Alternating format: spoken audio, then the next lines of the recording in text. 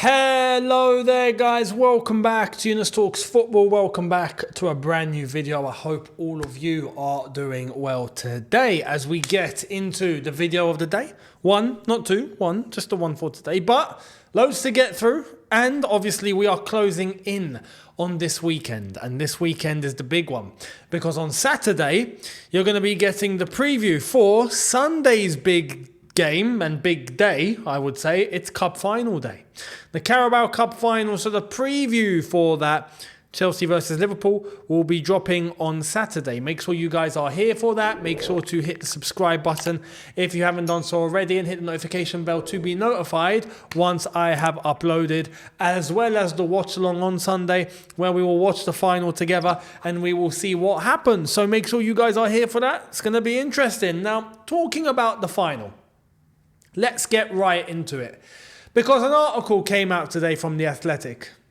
And it's funny because I've mentioned this before. I mentioned it when TalkSport mentioned it, and they were quoting The Mirror, because The Mirror had come out with an article talking about why Chelsea winning the Carabao Cup might not be a good thing for them. And I remember reading that for the first time and going, what? How does that make sense? And then you go into the detail, it was adding up.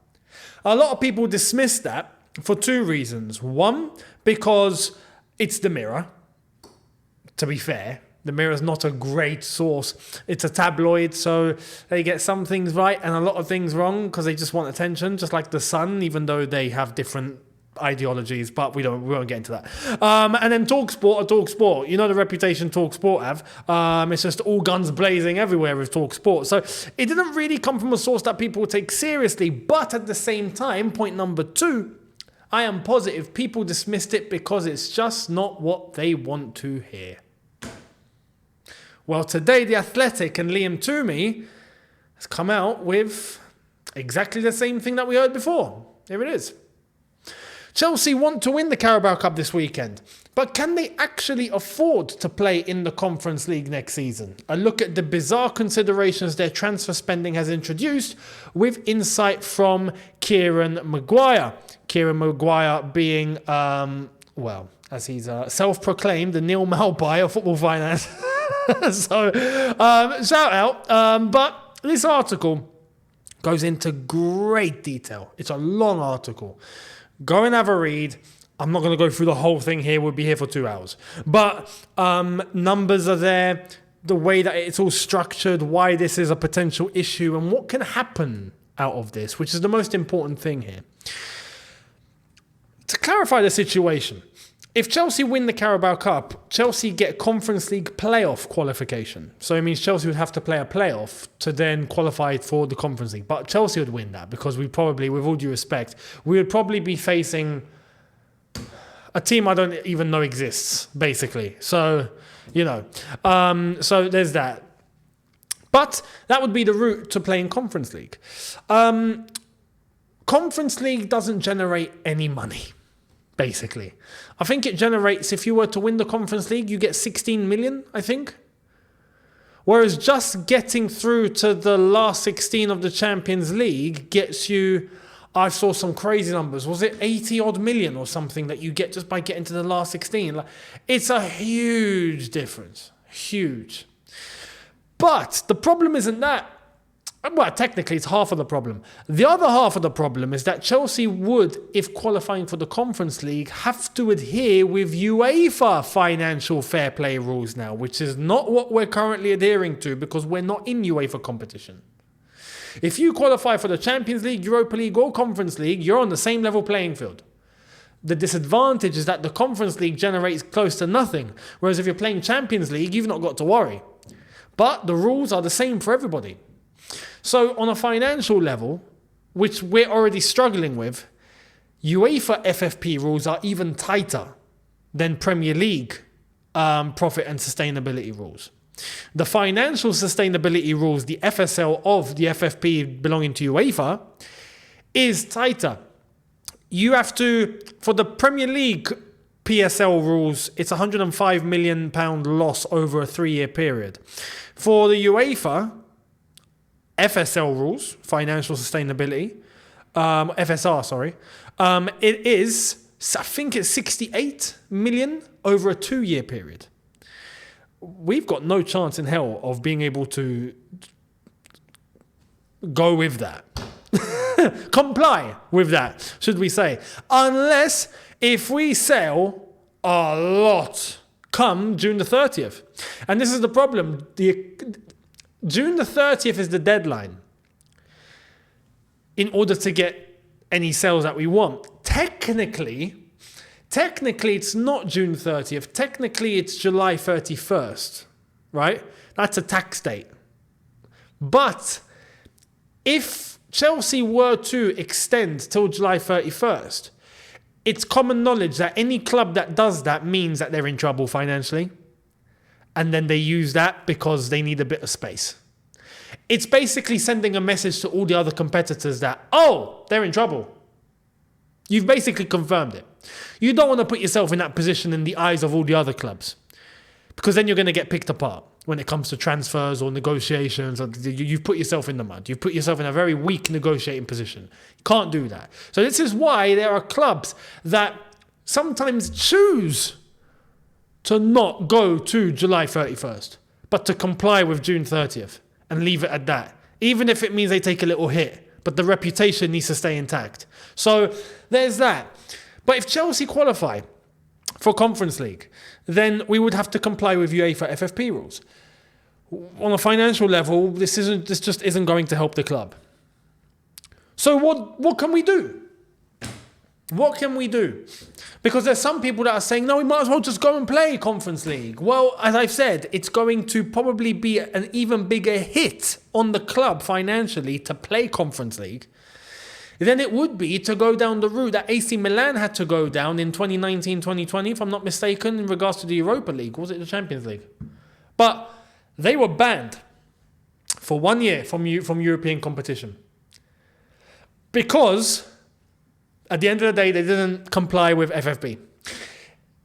Chelsea have the option, if we were to win the Carabao Cup final on Sunday.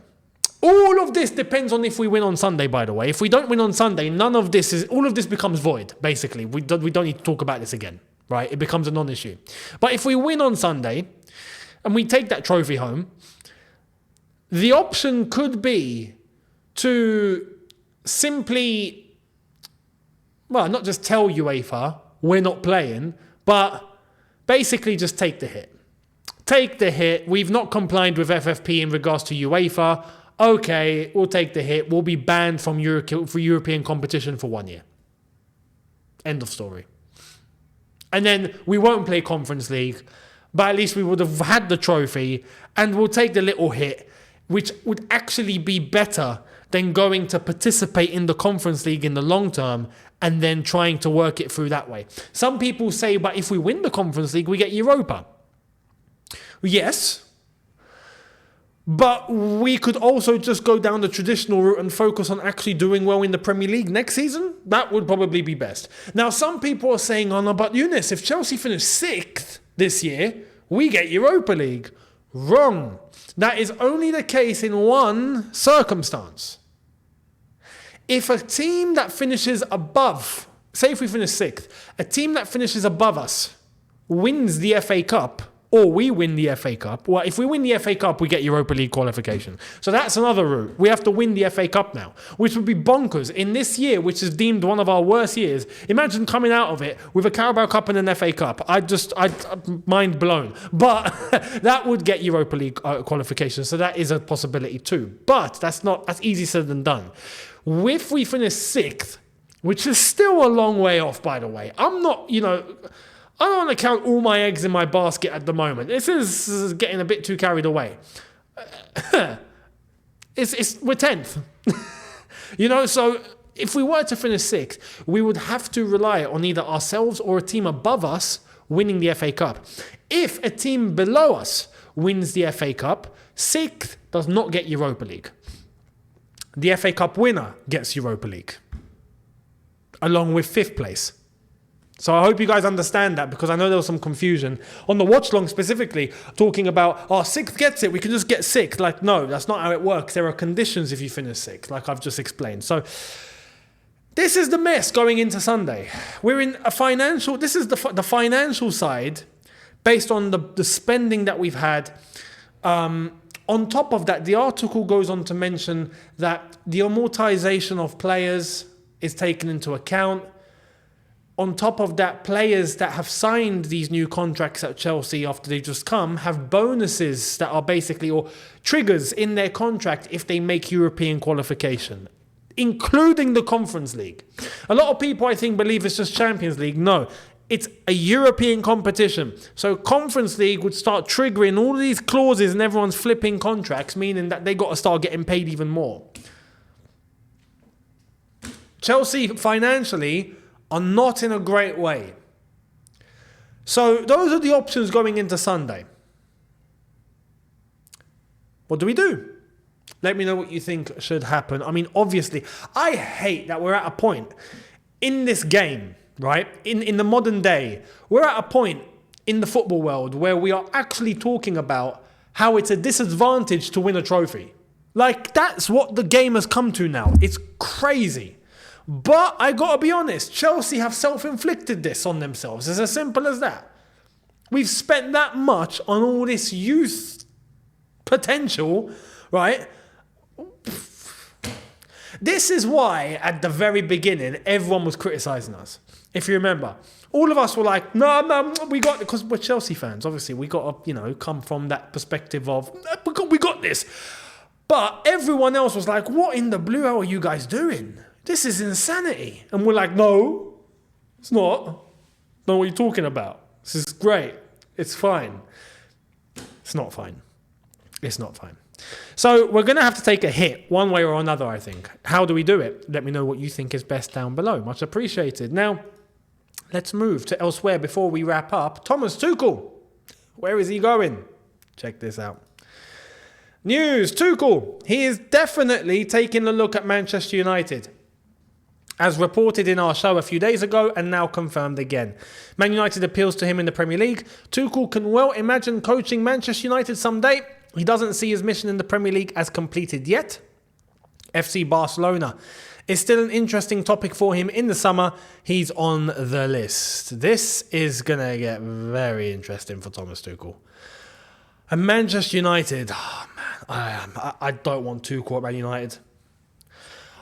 I honestly believe that if Tuchel has a good structure behind him that believes in him, he becomes dangerous. It's as simple as that. And some people would argue that at many levels, at all of his clubs, he's fallen out with people. The only ones he's not really fallen out with were Marina and Cech. That went all the way until the end, until when they had to go, not Tuchel. I think with Ineos and Manchester United and all of that, I think they'll do their due diligence. If they know that they will align with what Thomas Tuchel wants, they'll hire him. And if that happens, I think they'll get on. And I think they'll respect him. And I think that's what he wants. Funnily enough, it's actually pretty crazy how Thomas Tuchel, in the end, has kind of come out like an old school manager. And I'll show you one point that basically just proves that. Let's get into this. A source close to the dressing room at Bayern Munich told The Athletic players were afraid of losing the ball, knowing the coach would have a go at them if they tried slightly riskier passes over the top of defences or through the line. This is weird, because I've seen Thomas Tuchel complain about players playing too safe, or not taking the risk, not taking the initiative. We've all seen Thomas Tuchel complain. Who remembers when Conor Gallagher, sore throat coming on. When Conor Gallagher, in a Chelsea game, I forgot who it was against, but he was gonna move the ball forward, and he decides to turn, and he goes backwards, and Thomas Tuchel starts flipping out, like, no, what are you doing? Forward. I'm surprised to hear this, but at the same time, the fact that players are afraid of losing the ball, afraid of what he's gonna say, come on, you play for Bayern Munich. How could this be true? What's happened to players nowadays, man? This is coming from a young guy, honestly, man. I've just entered my 30s. Yet, I see things from the old school way. I don't get how people get uncomfortable with a manager who gets, whether it's passionate or he's not happy or... That's the top level. Deal with it.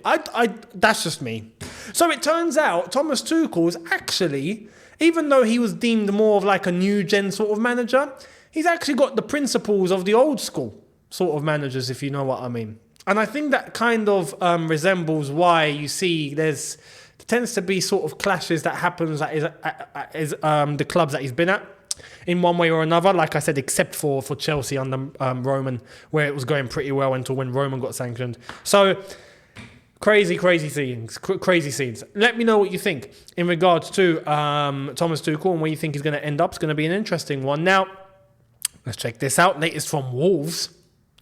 Wolves won £80 million for Pedro Neto this summer. Okay, listen. On a footballing level, I understand it. Yeah, Pedro Neto, 80 million. I understand it. But I'm sorry. No one will pay more than 50 for him. His injury record is what's holding him back. I'm really sorry. Pedro Neto is a player that should be of a value of around 80 million in today's market. But his injuries are too risky. You sign him, he doesn't play. That's the risk. So they're going to have to lower it. Simple as that. I'd have him at Chelsea if I'm honest. Pedro Neto is a player that it screams quality, but he breaks. He'll fit right in. He'll fit right into Chelsea. Anyway, that's Pedro Neto and Wolves. What do you think of that valuation? Do you agree with it or not? Let me know down below. Last but not least, this is insane. Dani Alves, unbelievable. Dani Alves sentenced to 4 years and 6 months in prison for sexual assault, plus 5 years of supervised release, plus in communication with the victim for 9 years and 6 months. He will also pay compensation of €150,000 and legal costs. Unreal. I find it incredible how footballers at this level can just ruin their lives. We saw Quincy Promise with the flipping drug trafficking. Now this with assault. I don't get it. I really don't get it. So Neymar, because Neymar's really good friends with Dani Alves, has paid off the compensation for him. So just to let you guys know, because they've been friends for flipping years. So he's done what a bro does, I guess. Dani Alves is in the mud, and even in regards to his finances. So Neymar's coming for that, but he's going to serve the sentence. You're going to jail. Unbelievable. 4 years and 6 months. Dani Alves, he was such a good player. Such a top player. Why do you need to do that? Incredible.